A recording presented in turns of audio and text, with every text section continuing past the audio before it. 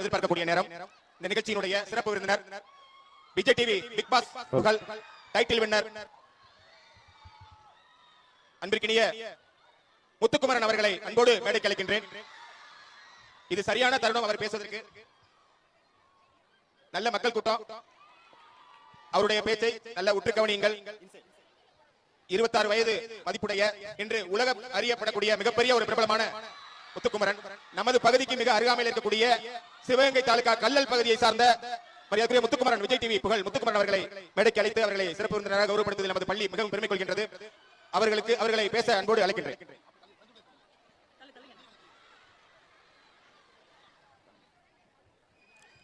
Tamare sir, just send what to NSS volunteers to the mic point.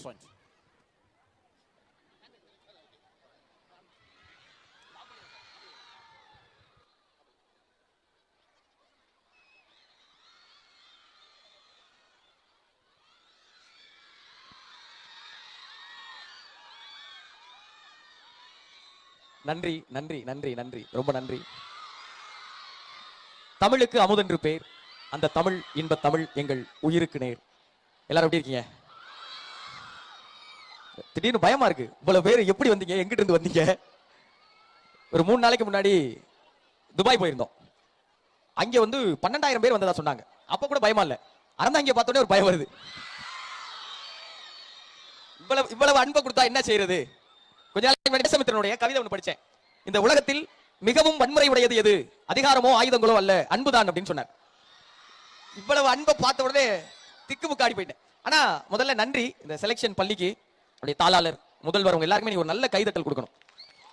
ஏன்னா ஒரு தென்னந்தோப்புக்கு பக்கத்துல ஒரு கிராமத்துல ஒரு குட்டியோண்டு கட்டடங்களை வச்சுக்கிட்டு தபால் துறையில, மருத்துவத்துறையில, பொறியியல் துறையில, தொழில்நுட்பத்துல, காவல்துறையில கால் பதிக்காத துறை இல்லைங்கிறத சொற்பமானவர்களை மட்டும் கொண்டு வந்து நிரூபிச்சிருக்காங்க. பெரிய சாதனை, ரொம்ப பெரிய சாதனை. நான் என்ன நினைச்சிட்டு இருக்கேன், பிக் பாஸ் ஜெயிச்சிட்டோம் அம்மாண்டா பெரிய ஆளு. அதெல்லாம் கிடையாது, தம்பி கிட்ட நிறைய ஆள் இருக்காங்க பாருங்க அப்படின்னு என்னை கூப்பிட்டு நிரூபிச்சு எல்லாருக்குமே 20, 21, 22 வயசு தாண்டாதுல சார். 22 வயசுல நம்ம பகுதிகளில் இருக்க எல்லாருக்குமான கனவா இருக்கிற அந்த அரசு உத்தியோகத்தில் இவ்வளவு பிள்ளைங்க இருக்காங்க நினைக்கும் ரொம்ப பெருமையா இருக்கு. அதுல ஒரு பிள்ளை அண்ணே நான் 2 புத்தகம் எழுதிருக்கேன் அப்படின்னு. நான் 2 புத்தகம் வாசிக்கிறதுக்குள்ளே பயமா இருக்கு நமக்கு. உங்களெல்லாம் பாக்குறப்ப ரொம்ப ரொம்ப மகிழ்ச்சியா இருக்கு. ஒரு முறை உங்களுக்கு நீங்க நல்ல கைதட்டல் கொடுத்துக்கலாம். இந்த ஆண்டு விழால எனக்கு என்ன ரொம்ப பிடிச்சிருந்துச்சுன்னா, பரிசு வாங்குறதுக்கு குழந்தைகளோட பெற்றோர்களே ஏறி வராங்க. அது ரொம்ப அழகா இருக்கு, ரொம்ப ரொம்ப அழகா இருக்கு. அப்புறம் அவங்களுக்கு கொடுக்குற அந்த விருதுல அவங்களுடைய படமும் இருக்கு. பெற்றோர்களுடைய படம் போட்டு பெற்றோர்களை கூப்பிட்டு ஏன் இதெல்லாம் பண்றீங்கன்னு நான் கேட்கல. எனக்கு புரிஞ்சு போச்சு. முன்னாடிலாம் நாங்கெல்லாம் படிக்கிறப்ப பசங்க மட்டும் தான் படிக்கணும். இப்ப பெத்தவங்களும் சேர்ந்து படிக்க வேண்டியா இருக்கு. வீட்டு படம் பெத்தவங்க தான் எழுத வேண்டியா இருக்கு. அந்த ப்ராஜெக்ட் அவங்க தான் வெட்டி ஒட்ட வேண்டியா இருக்கு. ஃபேன்சி ஸ்டோர்ல வாங்கினாலும் அவங்க தான் போய் வாங்க வேண்டியா இருக்கு. அவன் கால் மேல கால் போட்டு என்ன டைம் ஆச்சு பள்ளிக்கூடத்துக்கு எழுது வேகமாக்குறான் புள்ள. அம்மா உட்காந்து வேகமா எழுதிருக்காங்க. இன்னைக்கு பிள்ளைகளோட சேர்ந்து முக்காவாசி பெத்தவங்க தான் எழுதுறாங்க. அந்த பெத்தவங்களுக்கு ஒரு நல்ல கைதட்டல் கொடுக்குறீங்க. ஏன்னா சின்ன திட்டமே இல்லை, ரொம்ப கஷ்டம். தென்கட்சி ஒரு கதை சொல்லுவார். தென்கட்சி கோ சுவாமிநாதன் 25 வருஷம் இன்று ஒரு தகவல் சொன்னாரு.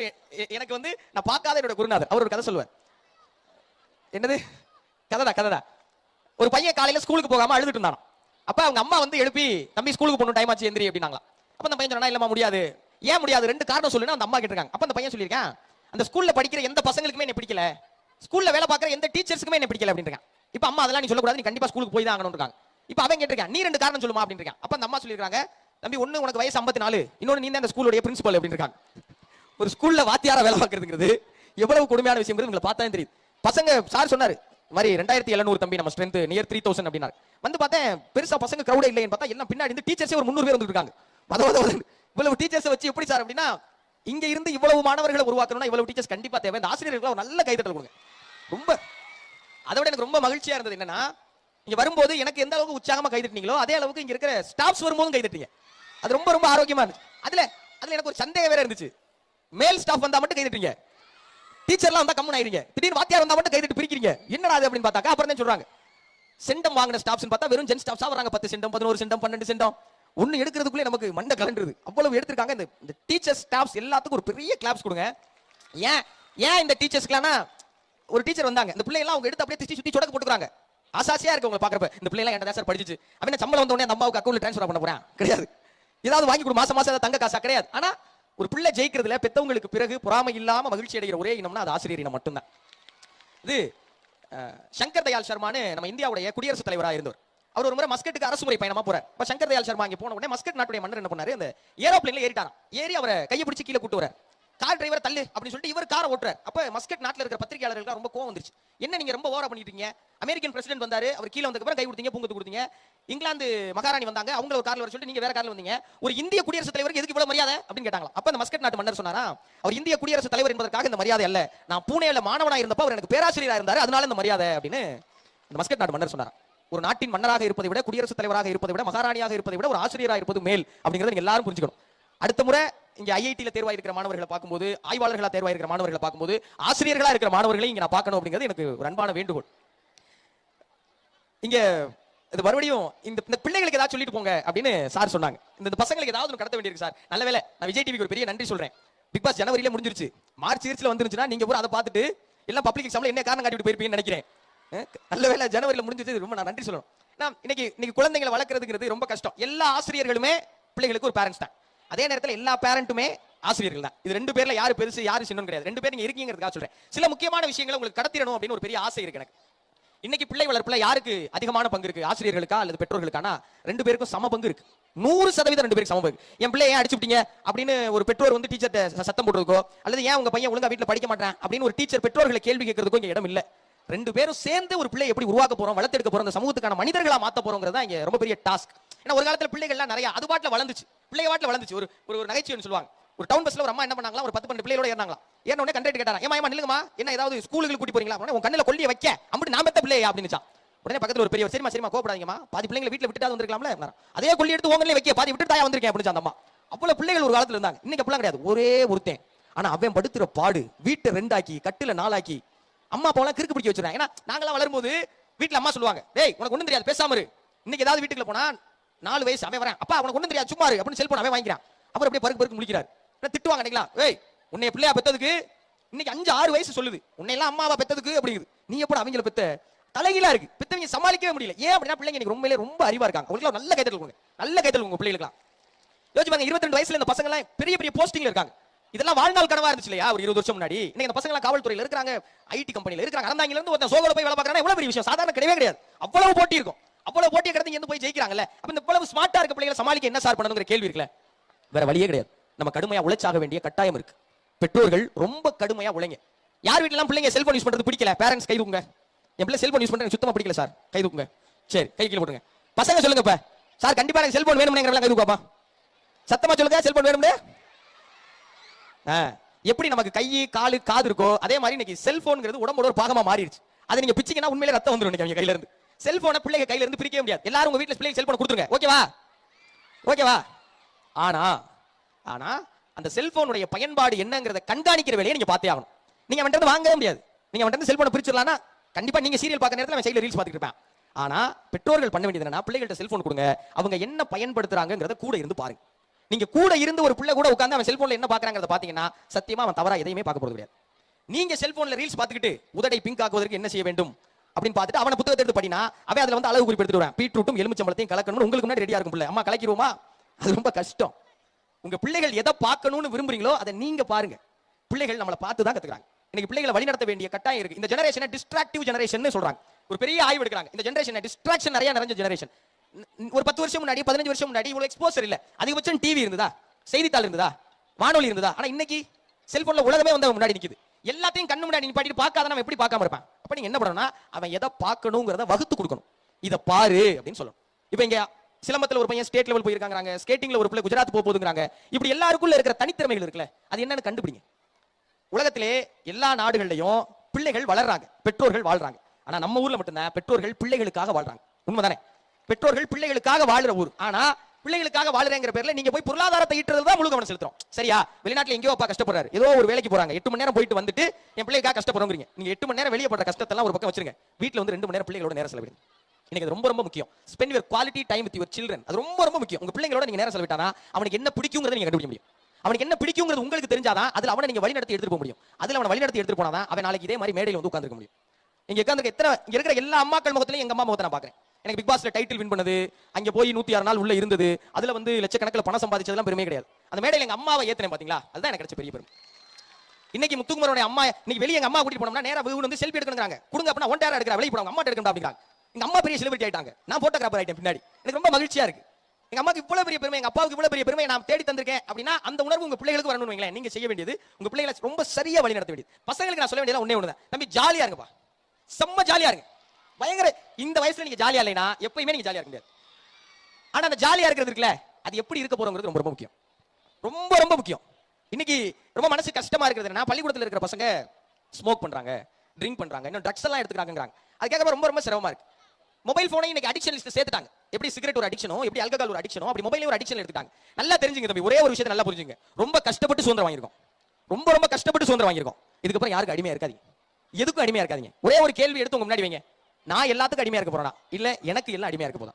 இந்த 26 வயசு எல்லாம் சொல்றாங்கல்ல, எனக்கே சில நேரம் தோணும், பரவாயில்லையே கொஞ்சம் சின்ன வயசுல தான் ஏதோ செஞ்சுட்டோமோ அப்படின்னு தோணும். அது காரணம் என்ன தெரியுமா? என் முழு நேரத்தையும் எனக்கு எது தேவையோ அதுல செலவழிச்சேன். யோசிச்சு பாருங்க, ஒரு நிமிஷம் யோசிச்சு பாருங்க. நீங்க எல்லாரும் ஏன் இடத்துல நில்லுங்களேன், ஒரு முறை எல்லாரும் கை தட்டுங்க. இந்த கிளாப்ஸ் உங்களுக்கு கிடைச்சா அப்படி இருக்கும். நான் இதுக்கு தான் அடிக்டடா இருக்கேன். ஏன் ட்ரக்ஸ் இதுதான், ஏன் போதை இதுதான் தம்பி. அப்புறம் எல்லாத்தையும் விட்டுதலுங்க, மொபைல் போனை விட்டுதலுங்க. யாருக்காவது ட்ரக்ஸ் மேல ஏதாவது இன்ட்ரெஸ்ட் இருந்தா அதெல்லாம் தூக்கி போடுங்க. இது கொடுக்குது இல்ல, அது எதுவுமே கொடுக்காது. தஞ்சாவூர் போனா கைதட்டாங்க, அறந்தாங்க கைதட்டாங்க, சென்னை போனா கைதட்டாங்க, துபாய் போனா கைதட்டாங்க, சிங்கப்பூர் போனா கைதட்டாங்க, எங்க போனா கைதட்டாங்க. இது கொடுக்குற போதை இருக்குல்ல, இதுக்கு நான் இன்னும் 4 மணி நேரம் சேர்த்து உழைக்க தயாராயிட்டு இருக்கேன். பிக் பாஸ் வந்துட்டு எங்க தம்பி ரெஸ்ட் எடுத்தீங்க, என் ஷெட்யூல் கேட்டீங்கன்னா நீங்க மிரண்டே போயிருவீங்க.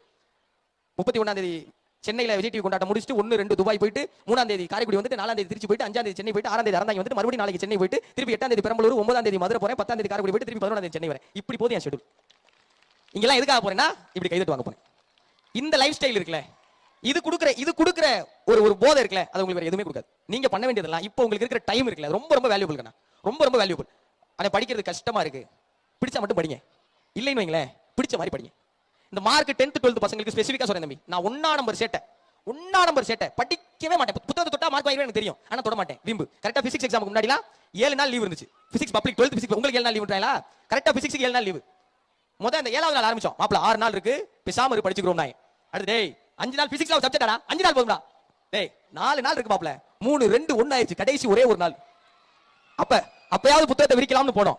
ஃப்ரெண்ட் சொன்னேன், மாப்ள 24 hours மொத்தம் 12 யூனிட்ஸ், ஒரு யூனிட்டுக்கு 2 hours செலவழிக்கிறது. வாங்க இந்த டயத்தை விட்டு அதுக்கப்புறம் என்ஜாய் பண்ணவே முடியாது. 12வது முடிச்சுட்டா நம்மளாம் பாத்துக்கவே முடியாதுடா. சரி வா, கடைசியா நைட் 10 மணி முடிஞ்ச எக்ஸாம். அப்புறம் ஒரு முடிவுக்கு வந்தோம், டேய் ஆளுக்கு ஒரு யூனிட் படிக்கிறோம், அதுக்கப்புறம் எல்லாரும் அதை பத்தி டிஸ்கஸ் பண்றோம், எக்ஸாம்ல பிரிச்சு மேயிரும் அப்படின்னாங்க. எல்லாரும் புத்தகத்தை விரிச்சு வச்சு குப்பரை கப்பட்டு தூக்கிட்டோம். காலையில தண்ணியை தெளிச்சு எக்ஸாம் உள்ள போய் கொஸ்டின் பேப்பர் பார்த்தா எல்லா கொஸ்டின் ஞாபகம் தம்பி, எல்லாமே தெரிஞ்ச கொஸ்டின், ஆன்சர் ஒண்ணுக்குமே வர மாட்டேங்குது. ரிவிஷன் பார்த்தா தானே வரும். இப்படி போச்சு அகாடமி. ஜாலியா இருந்து என்ஜாய் பண்ணிட்டோம். ஆனா என்னோட மார்க் ஷீட் எடுத்துட்டு காலேஜுக்கு அப்ளை பண்ணும்போது அப்ப நான் அடி வாங்கினேன். எதுக்கு 10th 12th நல்ல மார்க் வாங்கணும், நான் ஐஏஎஸ் ஆக போறேன், ஐபிஎஸ் ஆக போறேன்? இல்ல தம்பி, நீ ஒரு நல்ல காலேஜ்ல உனக்கு சீட் கிடைக்கணும்னா உனக்கு 12th மார்க் மட்டும் தான் கை கொடுக்கும். நீங்க ஸ்போர்ட்ஸ்ல பெரிய ஆளா வாங்க, கல்ச்சுரல்ஸ்ல பெரிய ஆளா வாங்க, நல்ல பேச்சாளரா வாங்க, நல்ல டான்சரா வாங்க. நல்ல ஒரு பொண்ணு வந்து நான் விஜய் டிவில ஏதோ பாடுறதுக்கு போறேன் அப்படின்னு சொன்னாங்க, நல்ல பாட்டு பாடுறவங்க வாங்க. ஆனா இதெல்லாம் அந்த எக்ஸ்போசர்லாம் வேணும்னு வைங்களேன். நீங்க லட்சக்கணக்கில் ஃபீஸ் கட்டி படிக்கிற பெரிய காலேஜ் உங்களுக்கு மார்க் இருந்தா அந்த சீட்டை ஃப்ரீயா கொடுக்குறான். அதை ஏன் விட்டு கொடுக்குறீங்க?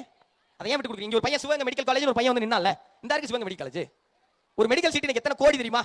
அது அரசாங்கம் உங்களுக்கு இலவசமா கொடுக்க காத்திருக்குன்னா அதுக்காக படிங்க, அதுக்காக மட்டும் படிங்க. சும்மா 3 மாசம் ஜாலியா படிங்க, உங்களுக்கு என்ன பிடிக்குங்கிறத கண்டுபிடிங்க, அதுக்கப்புறம் அந்த இடத்துக்கு வாங்க. பேரண்ட்ஸ் பிள்ளைங்க ரொம்ப ஸ்ட்ரிக்டாலாம் பாத்துக்காதீங்க, அதட்டாதீங்க, மிரட்டாதீங்க, அடிக்காதீங்க, ரொம்ப ஃப்ரெண்ட்லியா இருங்க. அதுக்காக மடியில உட்கார வச்சு செல்லம் கொஞ்சம் பாக்கெட்ல 500 ரூபாய் தால பாக்கெட் மணி கொடுத்தீங்கன்னா வேற பக்கம் போயிருவேன். நீங்க ரொம்ப கவனமா இருக்கணும். அதான் நான் திரும்ப சொல்றேன், இந்த ஜெனரேஷன் டிஸ்ட்ராக்டிவ் ஜெனரேஷன். அவங்கள கண்ணுங்கருத்துமா நீங்க பார்க்க வேண்டியிருக்கு. ரொம்ப கவனமா பாத்தீங்கன்னு வைங்களேன், இந்த உலகத்துடைய மிக முக்கியமான நபராகவும் நீங்க கண்டுக்காம விட்டீங்கன்னா இந்த சமூகத்தின் மிக மோசமான நபராகவும் உங்க பிள்ளைகள் ஆகிறதுக்கு அதிகபட்ச வாய்ப்பு இருக்கு. அவங்களை சரியா கொண்டு போறது உங்க கையில மட்டும் தான் இருக்கு. 2 விஷயங்கள் மட்டும் சொல்லி ரொம்ப நேரம் பேசிருக்கேன் சார் இல்லையா? 2 விஷயங்கள் மட்டும் சொல்லணும்னு நினைக்கிறேன். இது பெத்தவங்களுக்கு ஒரு கதை சொல்றேன். இந்த கதை ஒருவேளை ஆரம்பிக்கும் போது உங்களுக்கு நெருடலா இருக்கலாம், என்ன இந்த பையன் இப்படி பேசுறான் அப்படின்னு பெத்தவங்களுக்கு கூட தோணலாம். ஆனா கவனிங்க, முடியும் போது உங்களுக்கு புரியலாம்.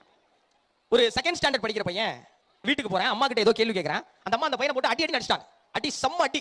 அப்பா வராரு, ஏமா பிள்ளைய போட்டு அடிச்ச? 2nd ஸ்டாண்டர்ட் படிக்கிற பையன், அவனுக்கு 7 வயசு. இல்லங்க அவன் என்ன கேட்டான் தெரியுமா? என்ன கேட்டான்? அப்படி என்ன கேட்டான்? பிள்ளை செக்ஸ்னா என்னன்னு கேட்டான். அப்புறம் அப்பா போட்டு கும்மி மறுநாள் ஸ்கூலுக்கு கூட்டு வந்துட்டாங்க. ஸ்கூல்ல கூட்டி வந்து டீச்சர்ட்ட விட்டு என்ன எங்க பையன் சொல்லி கொடுத்தீங்க, என்னாச்சு செக்ஸ்னா என்னன்னு கேக்குறான். அப்படின்னு டீச்சர் பல்லார்னு அரைஞ்சு பல்ல உடைச்சு பின் பெஞ்சில உட்கார வச்சு டீச்சர் பேரண்ட் சண்டை போடுறாங்க. நீங்க தான் பிள்ளைய கெடுத்தீங்க, டீச்சர் இல்ல பேரண்ட் இல்ல, நீங்க உங்க பையன் வந்து ஸ்கூல்ல எல்லாரும் கெடுக்கிறாங்க. அப்ப அந்த பையனோட ஃப்ரெண்ட் கேட்கிறான், எதுக்கு மாப்ள உன்னை போட்டு மாத்தி அடிக்கிறாங்க? தெரியல, அந்த ஐடி கார்டுல கடைசில ஏதோ செக்ஷன் போட்டுருந்துச்சு, என்னன்னு கேட்டு இந்த அடி அடிக்கிறாடா அப்படினா. அதுல மேலா ஃபீமேலா என்ன பாலினம்னு கேட்டிருக்கு. அதை கேட்க போனதுக்கு பல நேரங்கள் நம்ம என்ன பண்ணிடுறோம், குழந்தைகளை ஜட்ஜ் பண்ணிடுறோம்.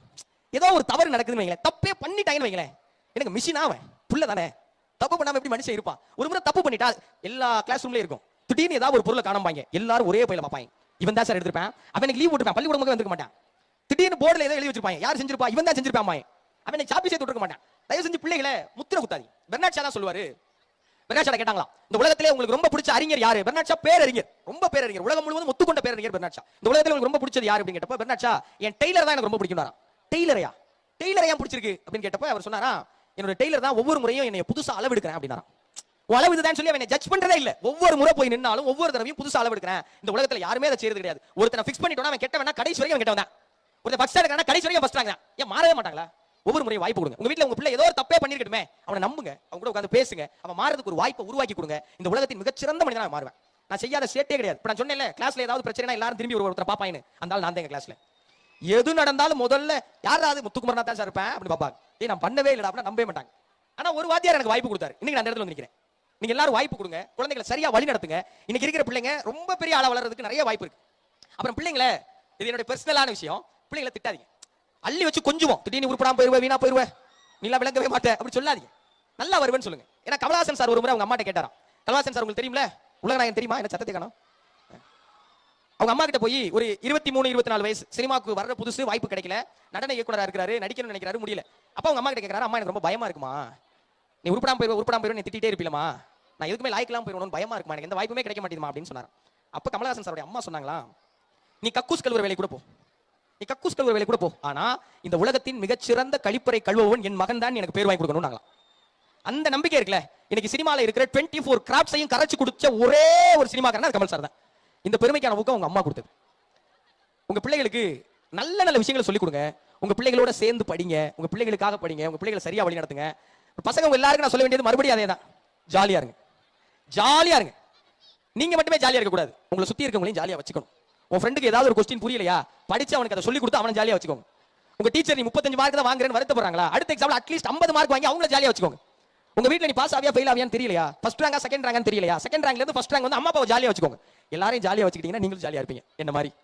எல்லோருக்கும் வாழ்த்துகள். எப்போதும் எதுக்கும் பயப்படாதீங்க. 10th 12th பசங்க கைதுங்க.